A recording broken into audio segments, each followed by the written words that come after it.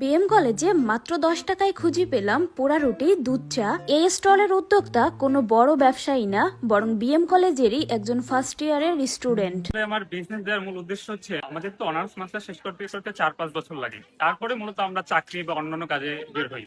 তো আমি চাচ্ছি এখন অনার্সটা শেষ করবো, মাস্টার শেষ করবো এবং শুরু থেকেই একটা বিজনেস করবো, যেন আগামী 4-5 বছর পরে আমাকে কোনো কাজ খুঁজতে না হয়। মানে একদিকে পড়াশোনা আর অন্যদিকে নিজের একটা ছোট্ট ব্যবসা দাঁড় করানোর চেষ্টা। এখানে শুধু চা আর পোড়া রুটিই নয়, আরো রয়েছে পিঠা, যেটা নাকি তাদের সিগনেচার আইটেম এবং খুবই মজা হয়। তার পিছও মাত্র 10 টাকা করে। আমি যেদিন গিয়েছিলাম পিঠা শেষ হয়ে গিয়েছিল। এখানের আরেকটা ব্যাপার বেশ ভালো লেগেছে, এখানে 8 থেকে 10টা বই আছে যা স্টুডেন্টরা নিয়ে চা খেতে খেতে পড়ে।